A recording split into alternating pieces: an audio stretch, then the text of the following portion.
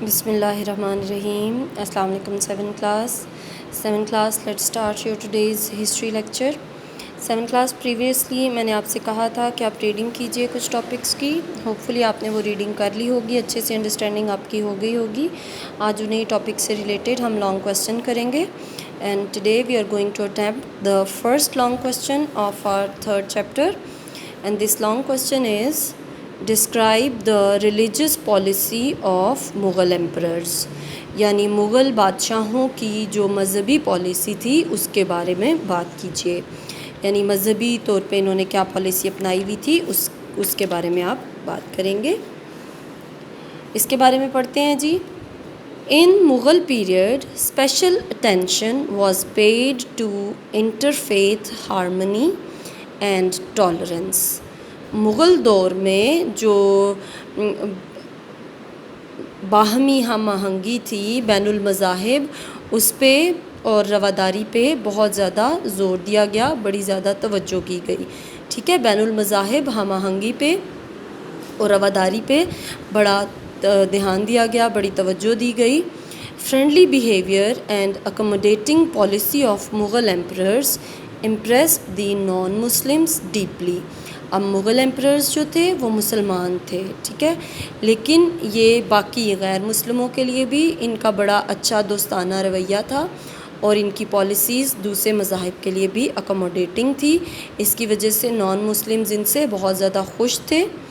Mughal emperors rooted out the discontentment and bias.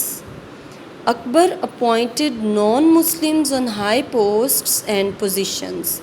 Mughal emperors نے کیا کیا, وہ جو ایک باعث ہوتا تھا, ایک جھکاؤ ہوتا تھا اپنے ہم مذہب لوگوں کی طرف بادشاہوں کا, اس کو انہوں نے ختم کیا, جس کی وجہ سے جو لوگوں میں عدم اطمینان تھا وہ ختم ہوا.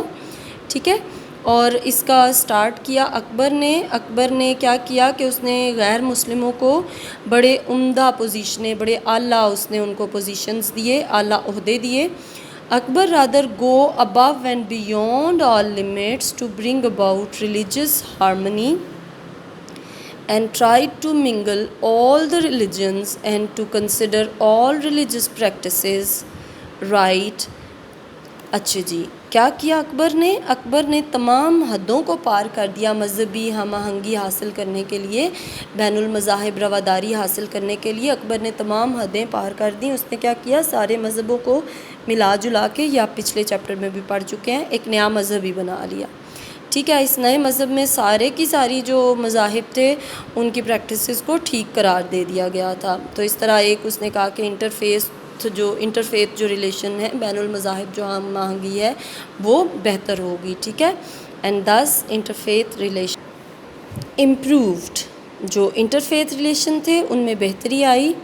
And such marriages also got acceptance. اور دو مذہب کے لوگوں کے بیچ میں جو شادی ہے اس کو بھی سماجی طور پہ قبولیت حاصل ہونا شروع ہو گئی.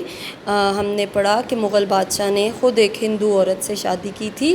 یعنی یہ انٹرفیتھ ہارمنی کی ایک سب سے بڑی مثال ہے کہ جب دو مذہب کے لوگ اپنے اپنے مذہب پہ رہتے ہوئے آپس میں شادی کر کے تو وہ زندگی گزاریں. تو اکبر کی جو بیوی رانی جودھا تھی وہ ہندو تھی, اور اکبر نے اس سے شادی کی تھی, اور اس طرح سے ایک سوشل ایکسیپٹنس شروع ہو گئی انٹرفیتھ ریلیشنز کو, اور یہ بہتر ہونا شروع ہو گیا. اور یہ ان مغلوں کی پالیسیز کے باعث ہی ہوا کہ اس نے تمام مذاہب کو ایک جیسا, ایک لیول پہ ٹریٹ کرنا شروع کیا. In Mughal times Hindi language was also given importance as well as Persian. اب یہ ہمیں پتہ ہے کہ مغلوں کی زبان ترکی تھی, اور آفیشیل زبان جو ہے وہ انہوں نے فارسی اپنائی تھی, لیکن یہاں کی جو لوکل زبان تھی وہ ہندی تھی. تو مغلوں نے اپنے دور میں فارسی کے ساتھ ساتھ ہندی کو بھی بہت اہمیت دی.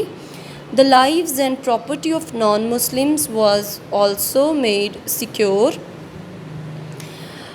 غیر مسلموں کی جان و مال کی حفاظت کی گئی. Non Muslims were recruited in Mughal army. غیر مسلموں کو فوج میں بھی بھرتی کیا گیا. We can say that the religious policy of Mughal emperors won the hearts and souls of all their subjects.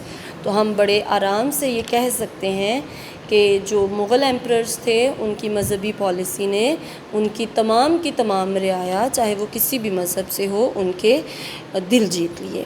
ٹھیک ہے جی، یہ آپ کے فرسٹ کوسچن کا آنسر ہے. اس کو آپ نے لکھنا بھی ہے اپنی نوٹ بکس پہ بہت نیٹ اور یاد بھی کرنا ہے.